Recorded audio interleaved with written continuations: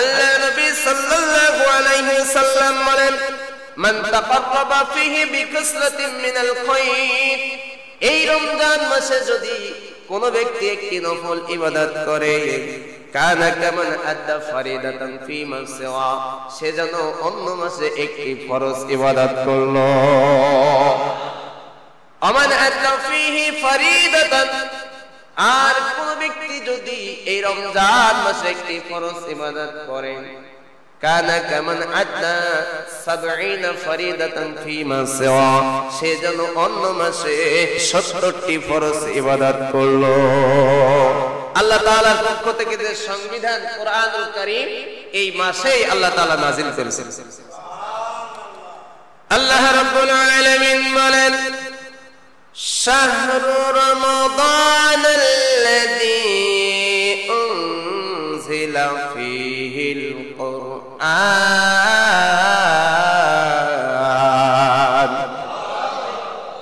ও পৃথিবীর মানুষ, এই রমজান মাস এমন একটা মাস, এই রমজান মাসে আমি আল্লাহ রাব্বুল আলামিন কোরআনুল কারীম নাযিল করেছি। কিসের জন্য কোরআন নাযিল করেছি? হুদাল লিন্নাস।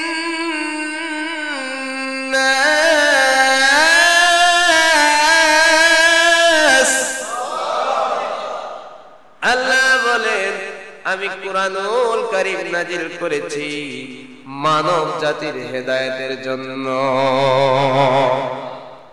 এখানে আল্লাহ রাব্বুল আলামিন শুধুমাত্র মুসলমানদের কথা বলেন নাই, মানব জাতির কথা বলেছেন। মানব রূপে যারা জন্মগ্রহণ করবে, তারা যদি এই কোরআনটাকে তাদের পারিবারিক জীবনে, ব্যক্তি জীবনে, সামাজিক জীবনে, রাজনৈতিক জীবনে, রাষ্ট্রীয় জীবনে, অর্থনৈতিক জীবনে, জীবনের প্রত্যেকটি ক্ষেত্রে মেনে নিতে পারে, তাহলে ওই মানুষদেরকে হেদায়েত দান করবেন একজন, তিনি কে? ফামান তাবিআ হুদায়া ফালা খাউফুন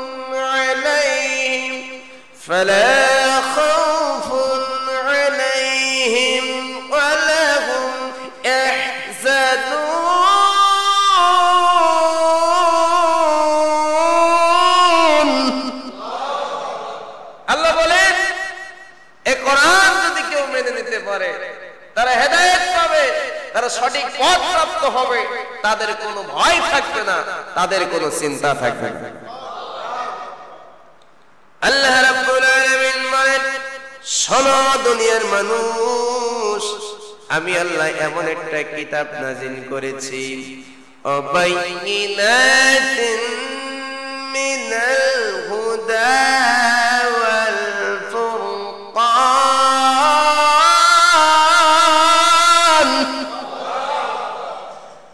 সুস্পষ্ট পথ নির্দেশক, কোন পথে চলবা, কোন পথ থেকে তুমি বিরত থাকবা, কোন পথে চললে আমি আল্লাহ তাআলার সন্তুষ্টি অর্জন করতে পারব, সুস্পষ্ট বিধান দিয়ে আমি আল্লাহ রাব্বুল আলামিন এই কোরআন আমার নবীর কাছে নাযিল করেছি।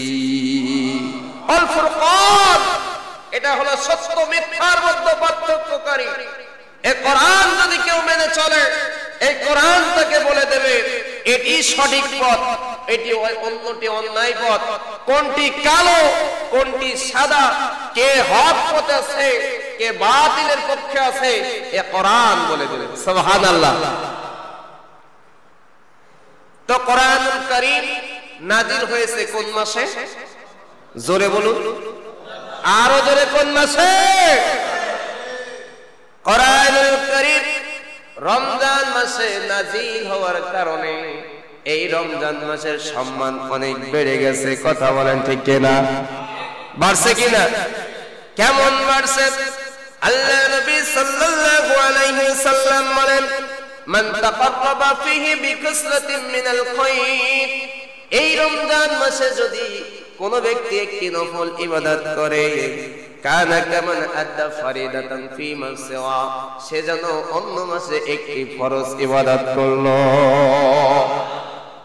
আমান আতা ফীহি ফরিদাতান, আর কোন ব্যক্তি যদি এই রমজান মাসে একটি ফরজ ইবাদত করে, কানা কামান আতা 70 ফরিদাতান ফীমা সিওয়া, সে যেন অন্য মাসে 70টি ফরজ ইবাদত করলো। একটি ফরজ আদায় করলে অন্য মাসে 70টি ফরজের মতো সওয়াব আল্লাহ তাআলা তার আমলনামায় দান করে। কিসের কারণে? জোরে বলুন, কোরআনের কারণে। এই মাসে অফার দিয়েছেন আল্লাহ। কেন? যেহেতু এই মাসে আল্লাহ সুবহানাহু ওয়া তাআলা কোরআনুল কারীম নাযিল করেন। আমার ভাইরা, যে বাড়িতে বিবাহ হয়, বিয়ের অনুষ্ঠান হয়, বর যায়, আমরা যাই বরযাত্রী। বরযাত্রী যাওয়ার কারণে ওই দিনটায় আমাদের জন্য স্পেশাল খাবারের ব্যবস্থা থাকে। কথা বলেন ঠিক কিনা? কেন? বরের কারণে, বরের সম্মানে। তো এই কোরআনুল কারীম নাজিল হয়েছে রমজান মাসে। রমজান মাসে কোরআন নাজিল হওয়ার কারণে মাসের মর্যাদাটা আল্লাহ বাড়িয়ে দিয়েছেন। এবং আল্লাহ তাআলা মানব জাতির হেদায়েতের জন্য কোরআন নাজিল করেছেন। তো ওই কোরআনের সম্মানে এই মাসটাকে মানব জাতির জন্য, উম্মতি মুহাম্মাদের জন্য অফারের মাস করেছে। আর জোরে, 2 নম্বর অফার হলো লিকুল্লি মুসলিমিন দাওয়াতুন মুস্তাজাবাতুন ইয়াদউ বিহা ফি রমাদান। এই রমজান মাসে কোরআন নাজিল হওয়ার কারণে কোন মুমিন মুসলমান রোজা রেখে যদি আল্লাহর কাছে দোয়া করে, আল্লাহ তাআলা তার দোয়াগুলো কবুল করে নেন। যেই দোয়া করবেন সেই দোয়া আমার আল্লাহ তাআলা কবুল করে নেবে। 3 নম্বর অফার হলো, যেই ব্যক্তি আল্লাহর সন্তুষ্টির জন্য রোজা রাখবে, আল্লাহ তাআলার হক হয়ে যায়, আল্লাহ তাআলার দায়িত্ব হয়ে যায়। ওই বান্দার জিন্দেগীর গুনাহগুলো maaf করে দিয়ে তাকে জান্নাতের উপযোগী করে তোলা। কানা হাক্কান আলাল্লাহি আইয়াদখুলাল জান্নাহ। জোরে বলুন আল্লাহু আকবার। কিসের কারণে? কোরআনের সম্মানের কারণে। আবু মামা রাদিয়াল্লাহু তাআলা আনহু আল্লাহর নবীকে যে বললেন, ইয়া রাসূলুল্লাহ দুল্লানি আলা আমালিন আন আদখুলাল জান্নাহ, আমাকে আনাদখুলা বিহিল জান্নাহ, আমাকে এমন একটি আমলের কথা বলে দেন যে আমলটা করলে পরে আমি জান্নাতে যাইতে পারবো। আমাকে এমন একটি আমলের কথা বলে দেন, ওই আমলটা আমি করব, যার বিনিময়ে আল্লাহ রাব্বুল আলামিন আমাকে জান্নাত দান করবেন। আল্লাহ নবী ডাক দিয়ে বললেন, হে উমামা, আবু উমামা রে, আলাইকা বিসসাওম, তুমি রোজা রাখো, রোজা রাখো। কেন না? ফাইন্নাহু লা মিসলা লাহু, রোজার সমতুল্য, রোজার সমান ইবাদত আল্লাহর কাছে আর অন্যটি নয়। আবু হুরায়রা রাদিয়াল্লাহু তাআলা আনহু রাসূল করিম সাল্লাল্লাহু আলাইহি সাল্লামের কাছ থেকে সবচেয়ে বেশি হাদিস বর্ণনা করেছেন।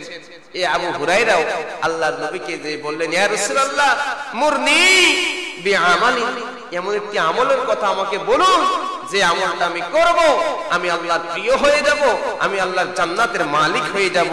ক্বালা আলাইকা বিসসাওম, আল্লাহর নবী বললেন, ও আবু হুরায়রা তুমি রোজা রাখো। সুবহানাল্লাহ বলেন। ফাইন্নাহু লা আদলা লাহু, এই রোজার সমপরিমাণ কোন ইবাদত আল্লাহর কাছে নাই। রোজা রাখে মানুষ শুধুমাত্র কেবলমাত্র একমাত্র কার জন্য?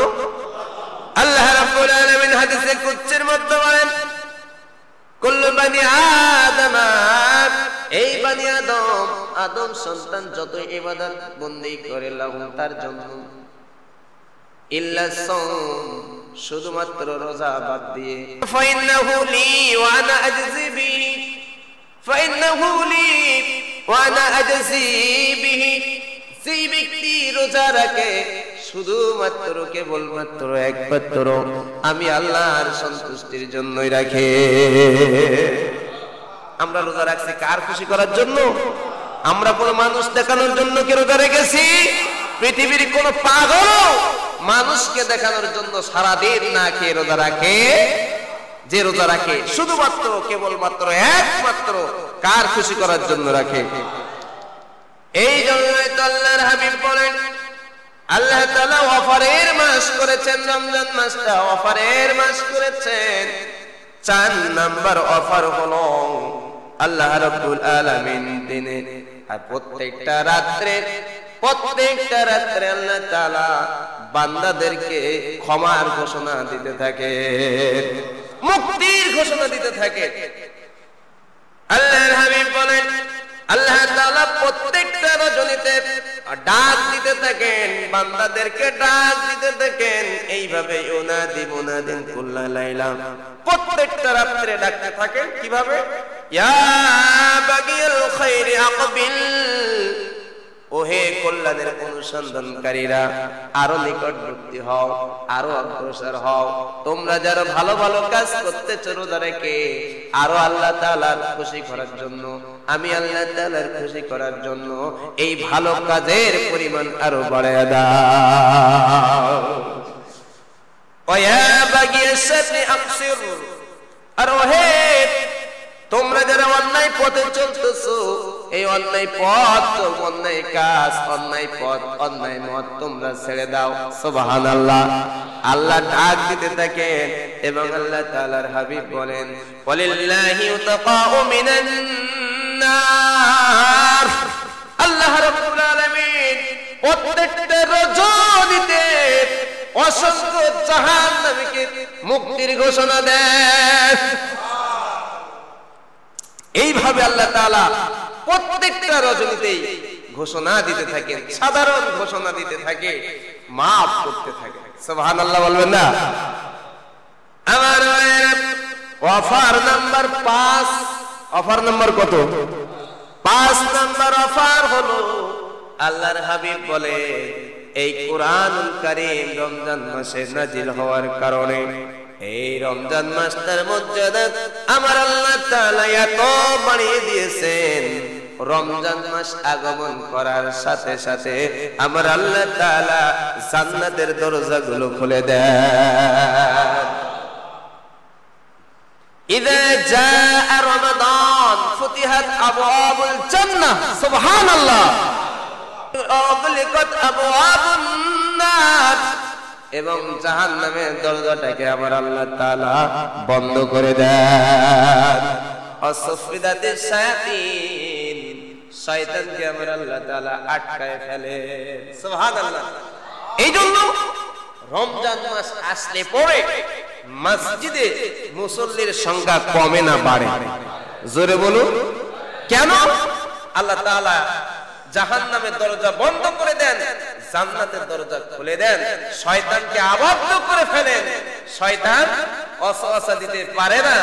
এই জন্য মসজিদগুলোতে মসজিদগুলোতে মুসল্লির সংখ্যা বৃদ্ধি পেতে থাকে। সুবহানাল্লাহ। আমার ভাইরা বাবারা, শুধু তাই নয়, অফার নাম্বার 6, জোরে বলুন কত? আপনারা রাগ করতেছেন, কষ্ট হচ্ছে? কার কার কষ্ট হচ্ছে? দুইটা হাত উঁচু করুন তো। কারো কষ্ট হচ্ছে না? না আমার ভাইরা, আল্লাহ রাসূল সাল্লাল্লাহু আলাইহি ওয়াসাল্লাম বলেন এই কোরআনুল কারীম রমজান মাসে নাজিল হওয়ার কারণে এই মাসের মর্যাদা এত বৃদ্ধি করে দিয়েছেন, এত বৃদ্ধি করে দিয়েছেন। এই রমজান মাসে যদি কোনো ব্যক্তি, যার সামর্থ্য রয়েছে, ওই ব্যক্তি যদি উমরা করে, তাহলে উমরার বিনিময়ে আল্লাহর হাবিব বলেন সে যেন উমরা করলো না, সে যেন আমি নবীর সাথে হজ করলো। ইন্না উমরাতান ফি রমাদান তাকদি হাজ্জাতান মাই, আল্লাহর হাবিব বলেন যে ব্যক্তি উমরা করবে রমজান মাসে, এই রমজান মাসের সম্মানে আল্লাহ তাআলা শুধুমাত্র উমরা নয়, সে যেন আমি নবীর সাথে হজ করলে যত সওয়াব হয় পরিপূর্ণ সওয়াব তার আমলনামায় আল্লাহ তাআলা দান করবেন। এই জন্য মহিলা সাহাবী এসে বলল, ইয়া রাসূলুল্লাহ, ইয়া হাবিবাল্লাহ, আপনি তো কিয়ামত পর্যন্ত দুনিয়াতে থাকবেন না, কিন্তু কিয়ামত পর্যন্ত আপনার উম্মতেরা থাকবে, এমন একটি আমলের কথা বলে দেন যে আমলটা করলে পরে আপনি নবীর সাথে হজ করার সওয়াব হবে।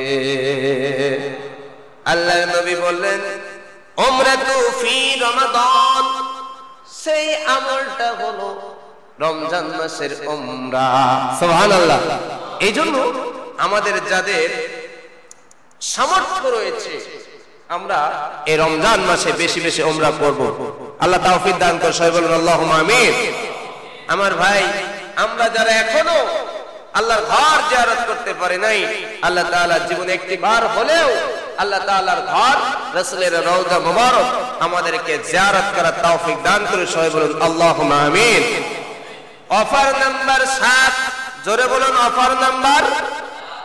আল্লাহর হাবিব বলেন, এই রমজান মাসটার মর্যাদা এত বেশি, কোরআন নাজিল হওয়ার কারণে মানুষ যে সময় রোজা রাখে তার মুখটা দুর্গন্ধ হয়ে যায়। এই মুখের দুর্গন্ধটা আমার আল্লাহ তাআলার কাছে সুগন্ধির চেয়েও প্রিয়। লা খুলুফু ফামিস সাইমাতু ইন্নাল্লাহি মিন রিহিল মিসক। সুবহানাল্লাহ বলেন। মিসক অম্বরের চেয়েও সুগন্ধি, এর চেয়েও প্রিয় মুখের দুর্গন্ধটা আমার আল্লাহ তাআলার কাছে। কারণ এই ব্যক্তির মুখে দুর্গন্ধ হচ্ছে রোজা থাকার কারণে, কিছু না খাওয়ার কারণে। আর এই ব্যক্তি কিছু না, সারাদিন না খেয়ে থাকেন একজনকে খুশি করার জন্য। জোরে বলুন তিনি কে? আরো জোরে বলুন তিনি কে? এবার আমি আপনাদেরকে জানতে চাই, আপনারা যদি বোঝেন তাহলে উত্তর দেবেন। বলুন না, এই রমজান মাসটার মর্যাদা এত বৃদ্ধি পেল কেন? জোরে বলুন কিসের কারণে? কোরআন নাজিল হওয়ার কারণে এই মাসের মর্যাদা বৃদ্ধি করে দিয়েছেন কে? আপনারা বলুন তো। এই রমজান মাসে কোরআন নাজিল হয়েছিল একটি রজনীতে, একটি রাতে। ওই রাতটার নাম কি? কদর, লাইলাতুল। ওই রাতের মর্যাদা আল্লাহর কাছে কম না বেশি? লাইলাতুল কদর খায়রুম মিন আলফি শাহর। আরো জোরে।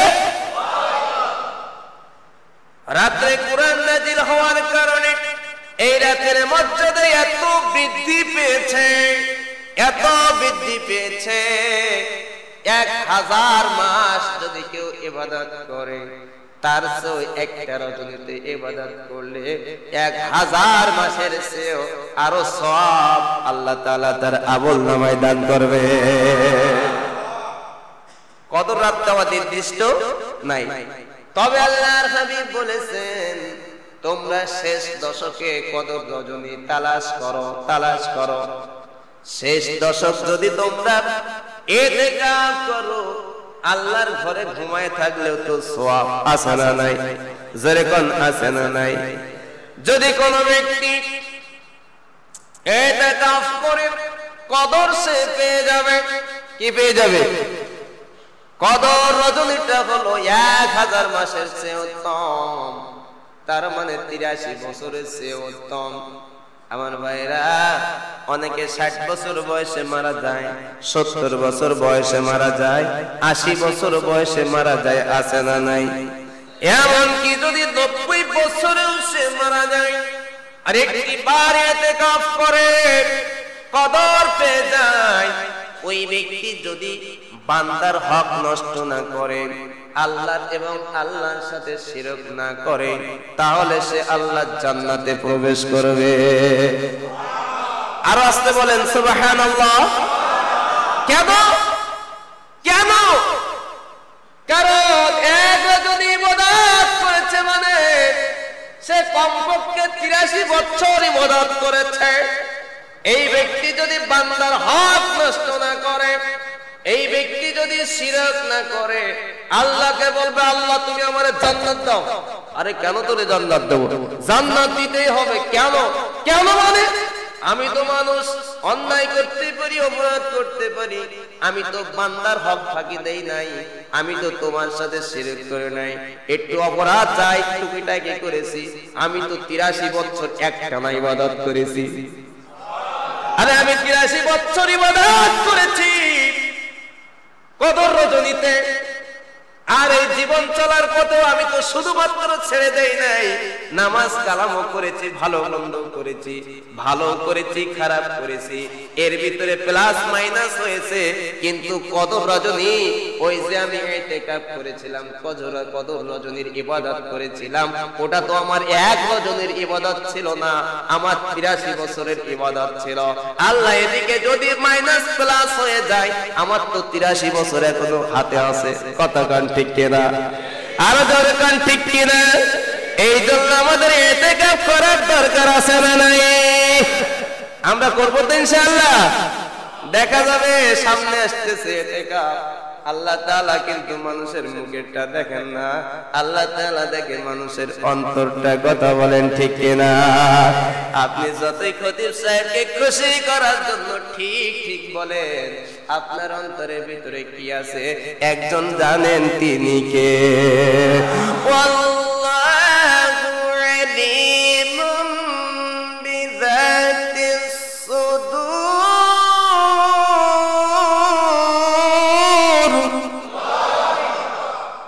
অন্তরের খবর জানেন কে? আল্লাহ তাআলা আমাদেরকে বেশি বেশি ইতিকাফ করার তৌফিক দান করুন। সবাই বলুন আল্লাহুম্মা আমিন। তাহলে রমজান মাসের মর্যাদা বৃদ্ধি পেল কি নাজিল হওয়ার কারণে? জোরে বলুন, কি নাজিল হওয়ার কারণে? কদর রজনীতে, কদর রজনীর মর্যাদা বৃদ্ধি পেল ওই রজনীতে কি নাজিল হওয়ার কারণে? আর জোরে বলুন, কি নাজিল হওয়ার কারণে? আল্লাহর নবী শ্রেষ্ঠ নবী হলেন, নবীর কাছে কি নাজিল হওয়ার কারণে? আরো জোরে বলুন কি? হযরত জিবরাইল আলাইহিস সালাতু ওয়াস সালামকে মর্যাদার দিক থেকে সর্বশ্রেষ্ঠ ফেরেশতা বলা হয়। ওই জিবরাইল নবীর কাছে কি নাজিল, কি নিয়ে আসতেন? হ্যাঁ, ওহী মানে কি? কোরআন। কোরআন নিয়ে আসতেন। আল্লাহ নবীর কাছে যেই ফেরেশতা, ওই ফেরেশতার নাম কি? জোরে বলুন। হযরত জিবরাইল আলাইহিস সালাতু ওয়াস সালাম। এবার বলুন তো, এই কোরআনটা নাজিল করেছেন আল্লাহ কাদের হেদায়েতের জন্য? মানব জাতির। জোরে কোন কাদের? আরে যারা এখানে মানুষ আছেন তারাই বলেন, যারা জিন বা ফেরেশতা আছেন তাদের বলার দরকার নাই। বলুন না, ওই কোরআন আল্লাহ কাদের হেদায়েতের জন্য নাজিল করছেন? আমার ভাইরা, একটা জিনিস খেয়াল করুন, মাসে রমজান মাসে কোরআন নাজিল হওয়ার কারণে মাসের মর্যাদা বৃদ্ধি পেয়েছে। কদর রজনীতে কোরআন নাজিল হওয়ার কারণে ওই রাতে কদর রজনীর মর্যাদা বৃদ্ধি পেয়েছে। জিবরাইল কোরআন রাসূলের কাছে নিয়ে আসার কারণে জিবরাইলের মর্যাদা বৃদ্ধি পেয়েছে। আমার নবীর কাছে কোরআন নাজিল হওয়ার কারণে নবী শ্রেষ্ঠ নবী হয়েছেন। এবার বলুন তো, যেই মানব জাতি আমরা নবীর উম্মত, আমাদের হেদায়েতের জন্য যে কোরআন নাজিল হয়েছে, ওই কোরআনের সংস্পর্শে যদি আমরা যাই, ওই কোরআন দিয়ে যদি আমাদের ব্যক্তি জীবন, পারিবারিক জীবন, সামাজিক জীবন, রাষ্ট্রীয় জীবন, অর্থনৈতিক জীবন, জীবনের প্রত্যেকটা ক্ষেত্রে মেনে চলি, তাহলে আমাদের মর্যাদা আল্লাহর কাছে কমবে না বাড়বে? আরো জোরে। তা আমাদের সব মানতে চাই, হুজুর কোরআন দিয়ে নামাজ পড়ান মজা পাই। ওরে হুজুর, কোরআনের নিয়ম অনুযায়ী আপনি আমার বিবাহটা পড়াই দিলেন, এখন সুখে শান্তিতে আছি। হুজুর, আমার মা বাবা মারা গেল, কোরআনের নিয়ম অনুযায়ী মা বাবার জানাজা হবে, খুব ভালো লাগে, সব ঠিক আছে হুজুর, তবে এই কোরআন দিয়ে আপনি পার্লামেন্টে আসবেন না। হ্যাঁ, কি বলেন? এখন আপনারা বলুন তো, আল্লাহর আইন যদি আমি মেনে চলি তাহলে শান্তিতে থাকবো না অশান্তিতে থাকবো? এতে কোনো সন্দেহ আছে? আমরা কি আল্লাহর আইন মানি? মানেন তো? হ্যাঁ, কেমন যে আল্লাহর আইন মানি আল্লাহই ভালো জানে। হ্যাঁ, সব ক্ষেত্রে কি মানি? আল্লাহ তাআলা বলতেছেন, শোনো, আলা লাহুল খালকু ওয়াল আমর, সৃষ্টি যার, আইন চলবে তার। আসমান সৃষ্টি করছেন কে? জমিন সৃষ্টি করছেন কে? আসমানে আইন চলে কার? জমিনে আইন চলে কার? আল্লাহ চলে? হ্যাঁ, চলে না? আল্লাহ আইন করে দিয়েছেন, চোর তুমি চুরি করবা, জনগণ ধরলে পরে চুরি হাজরের হাত কেটে দিবা। আমরা কি আল্লাহর আইন মানি? হ্যাঁ, মানি না। আমরা কি করি না? এখন আপনারা বলুন তো, আল্লাহর আইন মানলে শান্তি না অশান্তি? দেখেন, আমরা আশরাফুল মাখলুকাত দাবি করি, আল্লাহর যত সৃষ্টি রয়েছে সব আল্লাহর আইন মানে, অথচ আমরা আশরাফুল মাখলুকাত, সৃষ্টির সেরা জীব, আমরা আল্লাহর আইন মানি না। আবার এমনকি আপনার আমার দেহের ভিতরে যত অঙ্গ প্রত্যঙ্গ রয়েছে সেটাও কিন্তু আল্লাহর আইন মানে, কিন্তু মানে না আপনার আমার বিবেক। কি মানে না? জোরে বলুন, কি মানে না? বলে হুজুর এই কথা বললেন, প্রমাণ দেন। নেন প্রমাণ। যেদিন এই যে আমাদের সেক্রেটারি সাহেব জন্মগ্রহণ করেছিলেন, আপনি জন্মগ্রহণ করেছিলেন, আমি জন্মগ্রহণ করেছিলাম, সেদিনকে আমাদের মাথায় চুল ছিল? হ্যাঁ, ছিল? সত্যি ছিল? যেদিন আপনি আমি জন্মগ্রহণ করেছিলাম, আপনার আমার এই ভুরু কি ছিল? যেদিন আপনি আমি জন্মগ্রহণ করেছিলাম সেদিনকে আপনার আমার এই যে পাপড়িগুলো ছিল? ছিল? তাহলে বোঝা গেল কারো বয়স 80 বছর, তার মাথার চুলের বয়স 80 বছর, ভুরুর বয়স 80 বছর, চোখের পাপড়ির বয়স 80 বছর। ঠিক কিনা বলেন? এই 80 বছর বয়সে আমার চাচার বয়স কত? হ্যাঁ, 82 বছর বয়সে চাচা যান কতবার সেলুন নিতে গেছেন মাথার চুল কাটার জন্য? ঠিক আছে, কোনো হিসাব নাই, কিন্তু চাচা যান আজ পর্যন্ত একবারের জন্য কি এই চোখের পাপড়ি এবং ভুরু কাটার জন্য সেলুন নিতে গেছেন? যেরকম গেছেন, বয়স কিন্তু এক সমান। তার মানে কি এখানে একজন আইনদাতা রয়েছেন, একজন বিধানদাতা রয়েছেন, একজন কন্ট্রোলার রয়েছেন। ওই আইনদাতা আইন করে দিয়েছে, ও আমার বান্দার মাথার চুল তুই বাড়তে থাক, ওই আল্লাহর আইন মেনে, ওই আল্লাহর হুকুম মেনে মাথার চুল বাড়তে থাকে।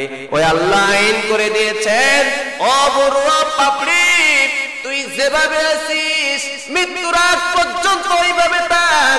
ওই আল্লাহর আইন মেনে এই পাপড়ি এবং চুল বৃদ্ধি পায় না।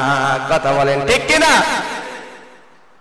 তাহলে আমার শরীরের যত অঙ্গ প্রত্যঙ্গ পশম রয়েছে সব আইন মানে কার? এখন আল্লাহর আইন মানলে শান্তি না অশান্তি? জোরে কোন?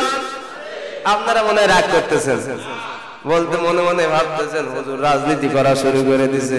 হ্যাঁ, আমি রাজনীতির কথা বলতেছি। আমার ভাইয়েরা, এখন আল্লাহর আইন মানলে শান্তি না অশান্তি? কিভাবে শান্তি? তাকায় দেখেন, বেশি দূরে যাওয়ার দরকার নাই, আপনার বডির দিকে তাকান। ওই আমার আল্লাহ তাআলা আইন করে দিয়েছেন, নিয়ম করে দিয়েছেন, ক্ষুধা লাগলে তুমি খাইবা, আল্লাহ আইন করে দিয়েছেন ও মানব জাতি তুমি অক্সিজেন গ্রহণ করবা।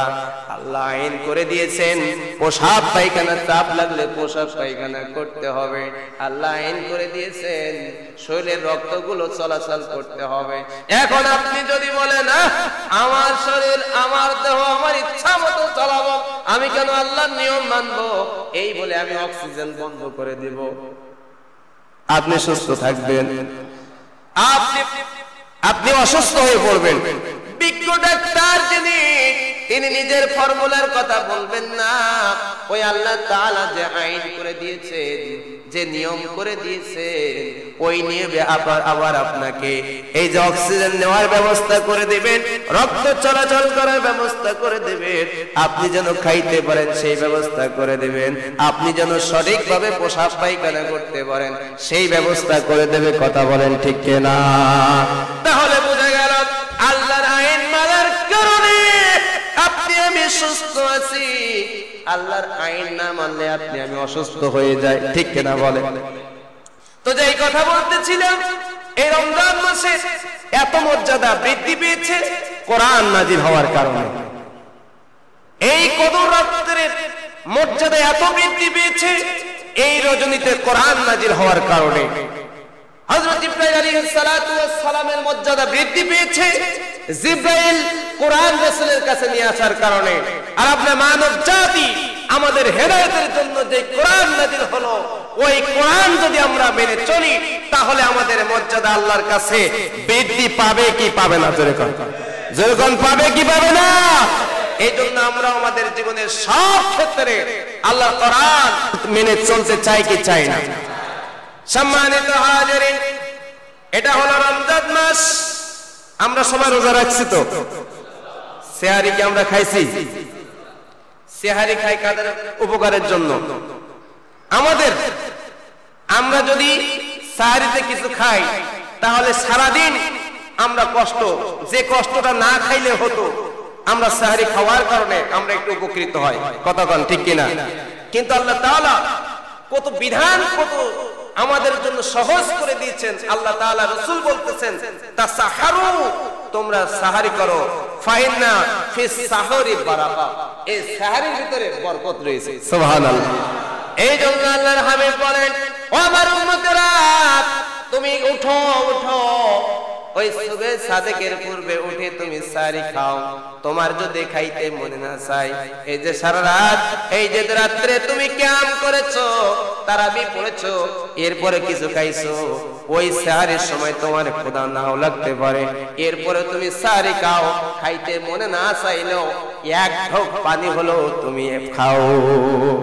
কেন? ফাইনাল্লাহু ওয়া মালাইকাতুহু ইউসাল্লুনা আলাল মুতাসাহিরিন। তুমি যখন আল্লাহর খুশি করার জন্য সেহারি খাইতে ওঠো, আল্লাহর বিধান মেনে সেহারি খাইতে ওঠো, তখন আমার আল্লাহ তাআলা নিজেই তোমার ক্ষমার ঘোষণা দিতে থাকেন। এবার আল্লাহ তাআলা যত নিষ্পাপ ফেরেশতা রয়েছে, ওই ফেরেশতারা আল্লাহ তাআলার কাছে তোমার জন্য ক্ষমা প্রার্থনা করতে থাকে। জোরে বলুন সুবহানাল্লাহ। তাহলে আমরা সেহারি খাবো তো ইনশাআল্লাহ। ইহুদি খ্রিস্টানরা রোজা রাখে কিন্তু তারা সেহারি খায় না। সেহারি খাওয়া সুন্নাত। সেহারি খাওয়া কি? আমরা প্রত্যেকদিন ইনশাআল্লাহ সেহারি খাবো। এই জন্য সেহারি খাওয়ার জন্য যাতে আপনাদের ঘুম ভাঙে, গলান কেন্দ্রীয় জামে মসজিদ থেকে ইমাম সাহেব আপনাদের ডাক দেন কিনা? যেরকম ডাক দেন কিনা? আল্লাহ তাআলা আমাদের ইমাম সাহেবকে কবুল করুন। সবাই বলুন আল্লাহুম্মা আমিন। 2 নাম্বার হলো ইফতারি। আমরা ইফতারি করি তো না? এটার বলা লাগবে না। হ্যাঁ, ইফতারি করি না? ইফতারি করি। ইফতারি করেন। আল্লাহ রাসূল সাল্লাল্লাহু আলাইহি সাল্লাম বলেছেন, ঈমানদারের এই রোজাদারের জন্য 2টি আনন্দ ঘন মুহূর্ত রয়েছে। যেরকম কয়টা? একটা হলো ফারহাতুল ইংলা ফিতরিহি, একটা হলো ইফতারের সময়। আরে সারা দিন রোজা রেখে 10 মিনিট 15 মিনিট পূর্বে যে সময় ইফতারি সামনে থাকে, তখন একটা অন্যরকম ফিলিংস আসে। কথা কোন ঠিক কিনা? আসবেন তো সবাই ইনশাআল্লাহ? 10 মিনিট পরে কি ফিলিংসটা কি কেমন আসবে? পেটের ভেতর ক্ষুধা পিপাসা রয়েছে, কিন্তু বারবার ঘড়ির দিকে তাকায়, আর কত মিনিট আছে, আর আছে 5 মিনিট, আর কত মিনিট, আর 2 মিনিট, আর আছে কত মিনিট, আর 1 মিনিট। 1 মিনিট সময় থাকতেও কেউ একটা হালাল রিজিক মুখে দেয় না। কথা বলেন ঠিক কিনা? আপনি যদি ওই সময় 5 মিনিট আগে এক লোকমা খেয়ে একটু পানি খান, আল্লাহ ফেরেশতা এসে কি আপনারে পিটাবে? তারপরে আপনি খাচ্ছেন না, কার হুকুম মানার জন্য? জোরে বলেন, কার হুকুম মানার জন্য? যে সময় আপনি পুনদাত করতেছেন আর বারবার ঘড়ির কাঁটার দিকে তাকাচ্ছেন, আমার আল্লাহ তাআলা ডাক দিয়ে বলেন, ও ফেরেশতারা, দেখ আমার বান্দার পেটের মধ্যে ক্ষুধা, হালাল রিজিক আছে সামনে, এরপরেও শুধুমাত্র আমি আল্লাহর হুকুম মানার জন্য একটা দানা পরিমাণ খাদ্য মুখে দেয় না। যারা আমি আল্লাহর খুশি করার জন্য এভাবে দোয়া করতেছে, ইফতার সামনে নিয়ে বসে আছে, আমি আল্লাহ ওদের জিন্দেগির তামাম গুনাহগুলো মাফ করে দিলাম। এই জন্য আমরা ইফতারি করতে চাই কি চাই না? শুধু নিজে ইফতারি করলে হবে না, নিজে ইফতারি করতে হবে, অন্যদেরকে ইফতারি করানোর দরকার আছে না নাই? জোরে বলুন, আছে না নাই? আল্লাহ নবী সাল্লাল্লাহু আলাইহি ওয়াসাল্লাম বলেন, মান ফাতরা ফিহি সাইমান, যে ব্যক্তি একজন সায়ামকে, একজন রোজাদারকে ইফতারি করাইবে, কানা লাহু মাগফিরাতুল লিজুনুবি, এই একজন রোজাদারকে ইফতারি করানোর কারণে আল্লাহ তাআলা ওই ব্যক্তির পূর্বের জীবনের সব গুনাহ মাফ করে দেবে। ওয়া ইতকু রাতাবাতিহি মিনান নার, এবং আমি আল্লাহকে খুশি করানোর জন্য যে সময় ওই রোজাদারকে সে ইফতারি করাইলো, আমি আল্লাহ রাব্বুল আলামিন, আল্লাহ রাসূল বলতেছেন, আল্লাহ রাব্বুল আলামিন তার নামটা ওই জাহান্নামীদের লিস্ট থেকে কেটে দিয়ে তার নামটা জান্নাতীদের মধ্যে অন্তর্ভুক্ত করে দেয়। এখন উদাহরণ দিয়ে বলতেছি, আজকে যেমন আমাদের সেক্রেটারি সাহেব ইফতারি করাইবেন, আমরা যদি এখানে ইফতারি করি, আমাদের সব বুঝি সেক্রেটারি সাহেবের আমলনামায় চলে যাবে। হ্যাঁ, কেন? উনি ইফতারি করাইতেছেন, টাকা খরচ করতেছেন, আমরা শুধু খাচ্ছি, তা আমাদের সব ওনার আমলনামায় চলে যাবে না?